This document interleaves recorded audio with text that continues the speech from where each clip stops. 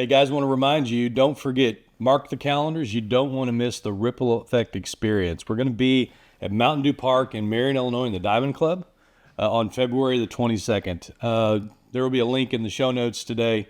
I encourage you, get online, grab your ticket. This is an event you're not going to want to miss. You are a cultural pioneer, or as I'd like to say, a culture-neer. You're daring to go where others aren't willing to go. The unknown doesn't scare you, it intrigues you. You're not satisfied with the status quo. Business as usual is not in your DNA. You're done with doing the same thing and expecting a different result. You're an explorer at heart and a trendsetter by nature. You were born with purpose, called to lead, destined to make a difference. You are the Culture-Neer.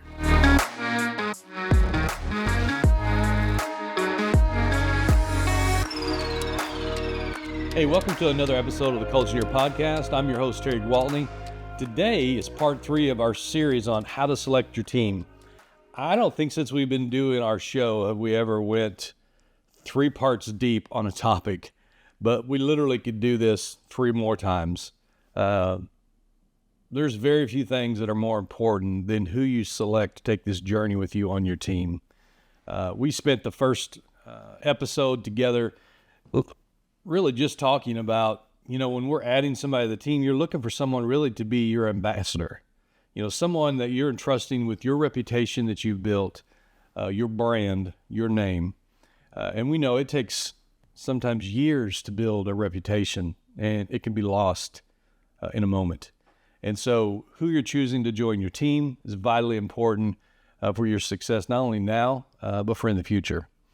We also spent a little bit of time in our episode 2. I'm going to encourage you to go back and listen to these if you haven't. I do believe there was enough content.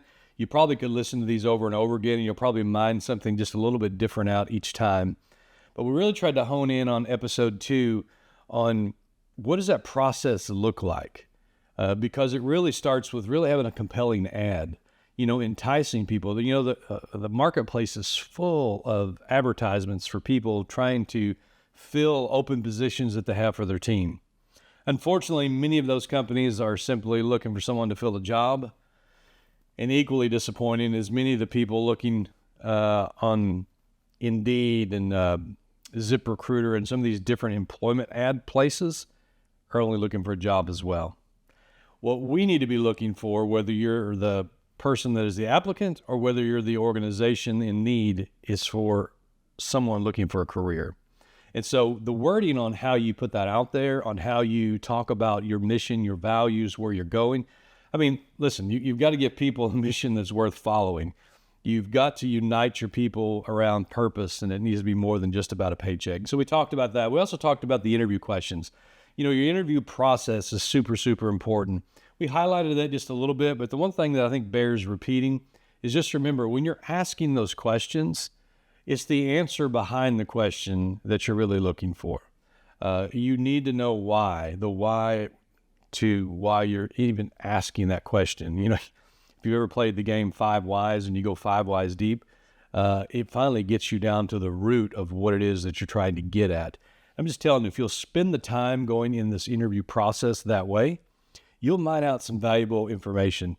Because again, most of the resumes that we're going to get if we're advertising for an open position are going to be much like social media. They're going to be the highlight reel of what people want you to know and want you to see about their life. They're not putting someone on there that's going to give them a bad recommendation, which is why they're their best friends or, family member or someone like that. What you really want to know is you want to know what makes this person who they are. You're looking for a track record of character, so they're not going to lie to your customers. They're not going to overpromise and then underdeliver. Again, it affects your brand. You're also trying to figure out, do these people fit the culture that I've built? I've spent a lot of time assembling a team, and the last thing I want is to invite somebody onto that team that now just begins to disrupt that and actually can become toxic. If you want a successful organization, if you want an extraordinary organization, it starts by being able to attract extraordinary people. And you would say, well, that makes sense, but I think we'd be in agreement with the statement, but it's the how do you do that? If it was that easy, everybody would be doing it. So you're competing for those extraordinary individuals because you don't want ordinary results. You're not trying to build an ordinary company. You don't want ordinary customer experience. You're looking for the extraordinary, that thing that sets you apart from everybody else, that when they hear your name in a crowded field, they're automatically migrating towards you. That's because of your people. And so it's super important that we understand that it's the great cultures that we're creating that's competing for those type of employees. In other words, if the only thing that you're competing with is a paycheck, you're almost doomed from the beginning. You're automatically down into the trenches competing for someone simply looking for a job. You want those extraordinary people that are looking for a career. Those people are going to be more united around purpose than just a paycheck. And I think therein lies the mind shift that we need to begin to understand. What's going on in the minds of the people that we want to work for us? Not somebody that just wants a job, not just someone that can fill a position that we have open, but someone that can become a leader in our organizations to help take us where we see ourselves going 5 years from now. That's a different kind of thinking. So let's talk about how do we create that organization that the kind of people that you want to hire are looking for. So many times, here's the question: how do I find those kind of people that I'm looking for? But the real question again is, how do I build a culture that the type of people that I want to hire are looking for? So that's a deeper question. I had mentioned a few weeks ago in one of the shows that great college coaches, right now as we're filming this, we're in the right in the middle of the college playoffs. And those great coaches that have great teams historically, they're not going to high schools looking for talent as they scout for someone that will be great in college. What they're looking for in high school is someone that shows promise to be great in the NFL at a professional level. And they know if they can recruit to that level, that they will be great in college. And so, but it is a mind shift on how they're thinking. So they're looking for a different level of potential than what their competitors are, and their peers are, for that matter. And so I'm challenging you to begin to do the same thing when you're looking for people. Look past those simply looking for a job. Take the time, understand the process, make the investment. Look for those people that are looking for a career. And so what are those people looking for a career looking for? Well, if you're going to make a career of any job in a particular field, people are going to need to enjoy who they work with. There's nothing more miserable than going to work with people that you can't stand. Those people are also looking for a place where they feel like, I'm trading my time today for a certain amount of dollars. I could do that anywhere. But I want to know as I trade my time today, because I'll never get it back, am I making a difference that really matters in the world? Does my life matter to anybody because of what I did today?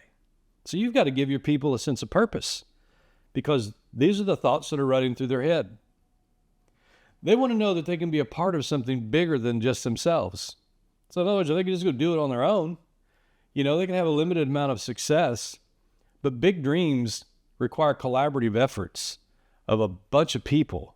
And those dreams becomes a multiplying factor exponentially in what you can accomplish and what kind of impact that you can make. And so they also want to know when they come to work every day that somebody noticed and that they value me.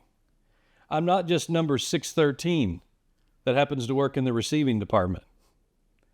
In other words, it's valuable to begin to know the people that work for you and a little bit about their life and a little bit about their dreams and a little bit about their family.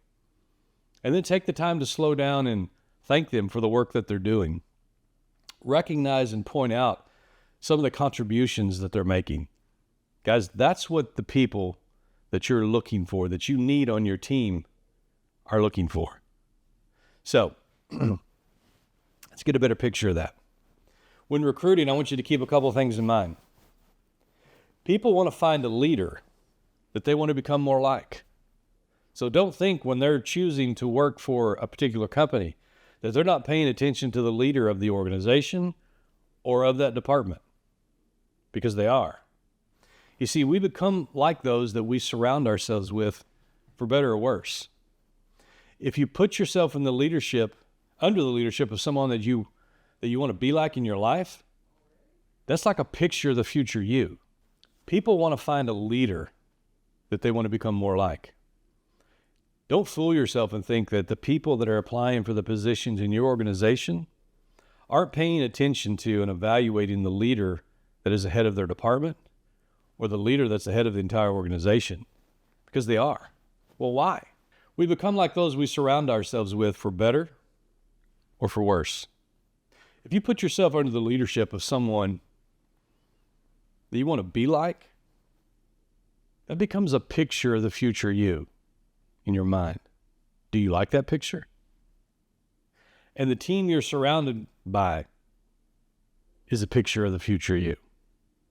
So yes, the people that you're evaluating, they're paying close attention to you as the leader, to the leader that's going to be who they're going to directly report to, and to the people that they're going to have to work alongside, because it's going to have an impact on their life. And so what do those three things make up? They make up the culture. Listen, if you want to have a successful organization, it starts by creating the extraordinary organization that can attract, retain, and develop extraordinary people. Companies with great cultures compete for the best employees with something much greater than the size of a paycheck. They understand to create raving fans, they have to create raving team members first. Now keep in mind, your customer experience will never be greater than the experience of your employees. So your culture is directly connected to the customer experience, which obviously is directly connected to your bottom line. So I think our focus needs to shift a little bit.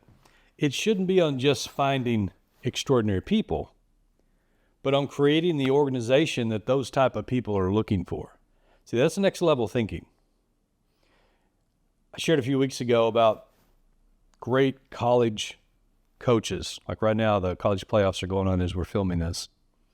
And those great coaches that historically have a program that is always successful, one of the things that they do different is when they're in high school trying to recruit talent and give scholarships, they're not just looking for talent that could be great in college.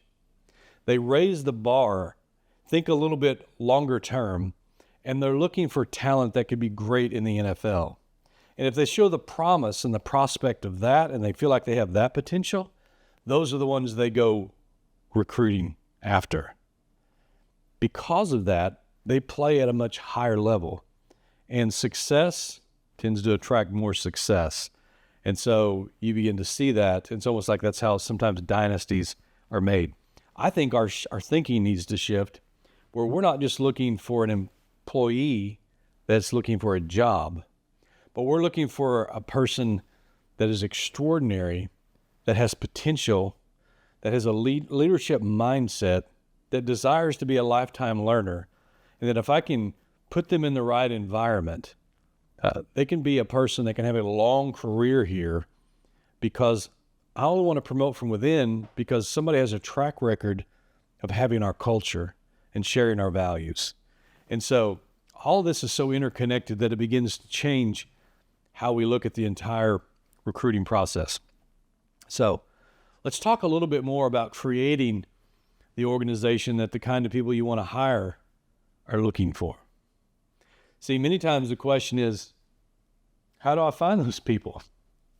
The real question, again, is how do I build the culture that the type of people that I want to hire are looking for? When recruiting, I want you to keep this in mind. People want to find a leader that they want to become more like. So if you think the person leading the department, the person conducting the interview, or maybe you, the person that's the head of the organization, doesn't have a direct influence and impact on your recruitment, you're sadly mistaken. You see, we become like those we surround ourselves with, for better or for worse. So if you put yourself under the leadership of someone that you want in your life, like that's the picture of the future you. Do you like that picture? And the team you're surrounded with, that's a picture of the future you. So yes, the people that are applying for these open positions, they're considering all those things. How will this person be to work for? How successful are they really? They may even go as deep as, how I feel like they came across today, I bet they have a marriage that's a disaster. I bet they have kids that don't even like them. Again, I want to learn something from the people that I'm putting myself underneath, as a position to be able to serve on a team. So I'm paying attention to the leaders that I'm going to have to work alongside, to try to achieve a common goal. Those people that are working around me, that are my colleagues, they have a big impact on how I'm going to go home at night. If I'm stuck in some toxic work environment, probably not going to go home in the best of moods. But yet, if I'm around a bunch of people that are positive all day, it actually causes me to kind of step up my game a little bit. And I will go home potentially be an influence to be a better dad, to be a better husband, to be a better neighbor. So it impacts and influences every aspect of our life. So I want you to think about this on a much, much bigger level. Remember, even the people that you listen to, the people that you allow to speak in your life on an ongoing basis are a preview of the future you as well. Wow, do you like that picture? There's that saying that people don't leave companies, they leave other people. And typically it's their boss that they're running away from, or their supervisor. You see, many applicants are trying to find a leader that's the kind of example of what they want their life to be like. Secondly, they're looking for a company they'd be proud to work for. Think about that for a minute. The first question we all get when we go to a dinner party is what? What do you do for a living? Who do you work for? You want to be in a position that you're proud to be able to give that answer, not one where you have to drop your head. So the reputation of the companies that they're choosing to go to work for is a part of the decision-making process on whether they're going to make a decision to join your team. So you focusing on how you have a good reputation, not only in the community, which I believe is important to get back to, but also amongst the people that are helping you achieve the vision that you have for your company, vitally important. And the people that you're trying to get to join the team, it's important to them. Third thing, these people want a job that they can be passionate about, a job that would energize them by simply doing it. They want something they don't want to have to run away from, but something that would get them out of bed in the morning. I've heard people say, like, "How was vacation?" "It was great." Honestly, though, I couldn't wait to get back to work. Now, that wasn't because they were trying to get away from their family, but they really had two families. They have the family they have at home, and then they had their work family. And they also understood that they had a real sense of purpose in whatever it was that they did at work, that it was contributing to a greater cause, something even bigger than themselves, and that they legitimately felt like they were helping people. And by being out on a vacation, there were some people that they weren't able to help. Now, all that needs to be within a healthy balance. You need to spend time with your family. But my point in sharing that is, isn't that the kind of job that all of us want to go work for? Not one is like, in 8 hours, I have to get up and go back to that place.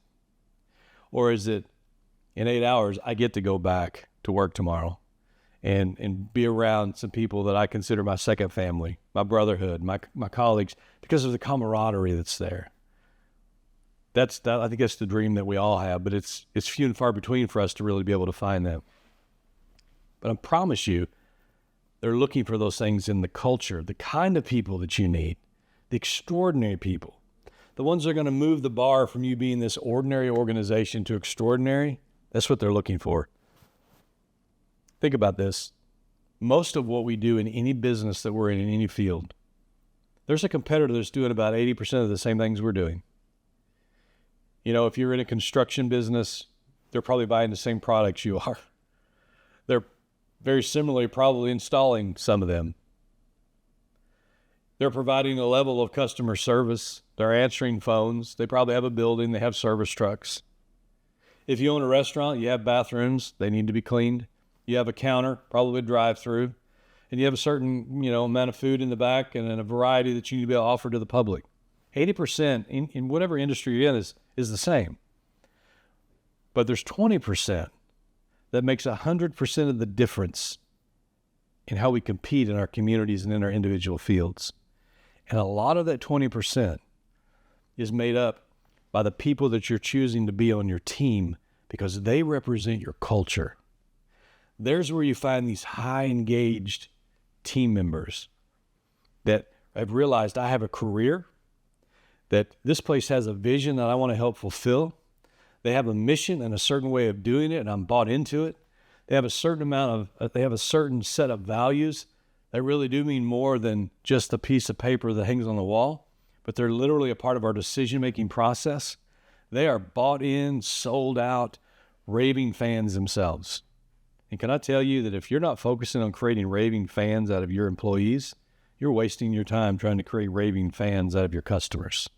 Because the people that are going to do that are going to be your employees. And that experience out there will never be greater than the experience that your employees are having in here. So it is vitally important. We need to understand that businesses don't succeed or fail. People do. People represent the business. So we need to be investing in the people.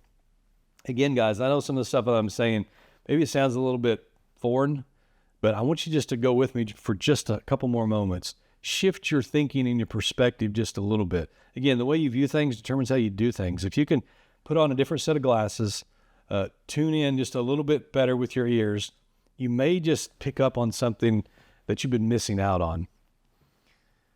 If you want to have a successful business, you've got to staff for that with successful people and people that are willing to grow. You need people that are lifetime learners. You need people that believe in themselves as much as you believe in them. You need to be able to call out their potential and provide them with the resources in order to be able to grow. But at the end of the day, they have to want that. And so if you can collect a group of people that are like that, man, those people that will grow with you, they can go with you. And so your vision of where you want to go, in large part, has a lot to do with the people that are with you today, having the experience, coming up with the proper skill set, to be able to move the needle for you as you begin to compete out in the field. Don't just use people to grow the business. Use the business to grow the people. The byproduct of that is your business will grow. But if you get the cart before the horse, it's never going to work right. I think some of the strongest cultures have the strongest intentionality when it comes to creating these incredible moments and fixing problems, not just for their customers, but also for their employees, for their team members. There's simple things, guys, that you can do. You think about some of the things that you care about in your personal family. It's important to you when someone loses someone that's close to them. You grieve with them. You condole them. You may visit them. You may even prepare food and deliver to their house. When someone in your family has a baby, it's a big celebration. You probably maybe go visit them at the hospital, or you buy a gift. You go to a shower. You may prepare a meal for when they get home. Someone has a birthday, you recognize it because on that day, it's the most important day of their life. And the fact that somebody noticed means a whole lot. Think about missing that birthday, when your daughter turns 16. Well, it's just another birthday. Is it? Maybe it is to you, but I promise you it is not to them. Just like the 21st birthday is not the same thing. Just like the 5th birthday, when they go to kindergarten, not the same. And so putting yourself in your employees' shoes and serving them and understanding when I care about what they care about, it makes all the difference in the world. So I challenge you. You need to care about your people like you care about your family. You need to make it a point that you're celebrating them on the anniversary of their hire date. That when they have a birthday, it's recognized. When they have a baby, that again, you're recognizing that. Maybe you're providing a gift for that. One of the things that we do is when someone has a baby, we want to provide them with what we call baby bucks. And so we'll give them gift cards for the first few weeks. Because why? They're going to have extra expenses because of diapers and formula and the different things that just go with having a baby. And just that little bit of a gesture, though, goes a long way to say, you know what? We noticed, we care, and we value you. On birthdays, one of the things that we tend to do is we don't provide birthday gifts to our employees. We'll recognize them. We'll give them a shout out on social media. But we love sending their spouses gifts where they're not expecting it, unbeknownst to them. It's just that extra little thing that nobody expected, and it's a surprise. One of the things I would encourage you to do is we do a team profile on everybody that comes into our company. So we want to know, what is on your bucket list? What is that trip you want to take? What's that thing that's important to you? What's that goal that you're kind of dreaming for? Because if we can help them achieve that, man, you have a more engaged employee. You could figure out ways that really teach them how they're valued. I remember one time we kept sending chocolates to this one particular person, and I got the feedback back, why do they keep sending me chocolates? I hate chocolates. I like flowers. Well, that's valuable information. Why? If you're a husband and you're listening to this, you know the value. And if you've never read it, go read and buy the book, The 5 Love Languages.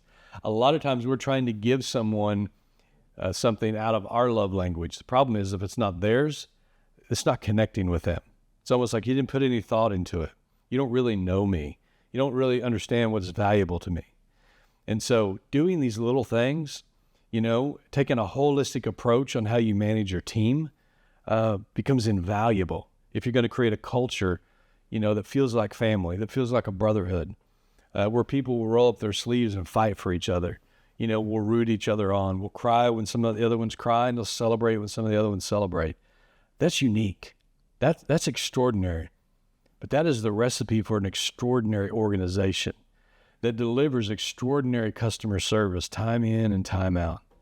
That also creates raving fans, loyal customers, I dare say generational customers, where their kids buy from you, their grandkids buy from you. They don't question whether they should do business because they know what they can expect. Guys, this is the stuff that separates the boys from the men. You need to be able to give your people opportunities to grow, not just professionally, but give them an opportunity to grow personally. Maybe think about what you can help expose them to. Maybe some of the people on your team have never thought or were trained or were brought up in the importance of having a power of attorney if something happens to them. Maybe they don't have a will in their life. They didn't grow up with having a family attorney. Maybe they're pushing that down the road, not really thinking about that yet. Maybe they never learned how to manage their money. Maybe the example that they've seen in their home, nobody ever lived on a budget. Nobody really invested money. Nobody ever had any money. And so, this cycle of kind of living week to week has kind of been perpetuated now to the next generation. I promise you that some of those people that work for you, you'll never pay them enough because they'll always run out of money. And at the end of the day, they'll think the solution is, I need to go work somewhere else where I can make more money. The problem is the more you make when you don't manage it is the more you spend. So sometimes you can help your people just in these very personal ways that really help them step up to the next level in their life. And those are lessons that are learned that are passed on now to the next generation. Maybe some of the things that they didn't get the opportunity to learn. Now you've empowered them to be able to go do that for their own family. This is what I'm talking about. See, this is a whole lot more than just being united around a paycheck. It's a much bigger purpose. And when you care for people on that level, you'll find they begin to care for your business. They'll begin to care for your customers. So what does this have to do with selecting the team? I'm telling you, this is the kind of team member that you want, but this is the kind of culture that you're going to have to be intentional about creating if you want those people to come and begin to work for you. You have to be interested in all aspects of their life if you want them interested in the aspects of your business. It's beyond providing growth opportunities and a holistic approach to work-life balance. The benefit comes when you infuse that with the purpose that you've given them. Again, we don't have time to go back over all of that again, but if you take all these things and you begin to meld them together, now it's like, oh my gosh. You begin to see why you can go into a Chick-fil-A and get almost the exact same experience, whether you're in North Carolina or whether you're in California, whether you stay at a Ritz-Carlton in Atlanta, Georgia, or you stay at one in Minneapolis, because they've learned how to scale culture by operating with certain principles and core values that have a very predictable result in the end user of the customer experience. But it all started at the very beginning on who fits our team. How do we take care of those people so we don't have a retention problem? How do we keep them around long enough that we can develop them as a leader? One of the mantras we have at our organization is that we're really a leadership development company. We just happen to provide home improvement solutions. That sounds funny. It sounds kind of catchy, but it's really what we believe. And so if you really believe you're a leadership development company, then you need to understand a little bit about leadership. You also need to be willing to invest in people to help develop them. Because developing means I may not see that today. You may not be that today, kind of like potential. It's what you are. But if I develop that, it's what they can become. And some people just need people to speak into their lives, call out of them things that they see, recognize gifts that they have, help them remove the blinders, remind them, what is that one thing that people always compliment you on? What's the one thing that people always come to you to ask for your help and your assistance in? Well, they always come to me with their technology problems. Maybe a gift. Don't overlook that. Everybody comes to me because they say I have a shoulder to cry on. You have great listening skills. You operate with empathy. You make people feel safe to be able to confide in you. Don't discount that. See, a good leader can begin to pull that out of people because they see it every day, but they don't recognize it. I really think great leaders are those that see what other people only look at. And so when you look at the people that are working for you, sometimes they don't see what you see, and they're looking at it in the mirror every day. But you have the perspective of looking at it from the outside in, and you can see how they're impacting lives and how they're influencing people. You can see their generosity, their kindness. They're the first one to serve. They're the last one to leave. They're the first one to give. They're the first one to promote. You're spotting characteristics. They're just saying, well, it's just who I am. And you need to be able to help them see that and begin to leverage that as a strength in their life, because that's the very thing you want to see in the lives of many of your other teammates and then employees and people that are working for you. Listen, if you will take the time to invest in creating the kind of culture that these people that you need so desperately on your team are looking for, you're going to have a competitive advantage. Your culture, again, is the secret sauce. Listen, your competitors can come and steal your advertisement. They can create a video that looks just like yours. They can do a social media post that sounds just like you. They can go buy the same product probably that you're buying. They can study and try to train long enough to install it the same way, but they'll never be able to steal your culture. Your culture is the sum total of the character of the people that you've chosen to go on this ride with you. It's a shared language that they have. It is the shared values that you exhibit. And if you can get those people marching in one direction, it's a force to be reckoned with. So I'm going to wrap this up today. Again, we could go on and we could talk about this forever, but I just encourage you, spend some time in developing your culture. Go do a check on how healthy it is. Go survey your people. Again, if you've not bought the book, I'm not just trying to solicit book sales here. I spent a lot of time pouring into the book called The Culture-Neer. There's a chapter on this. Go to terrygwaltney.com.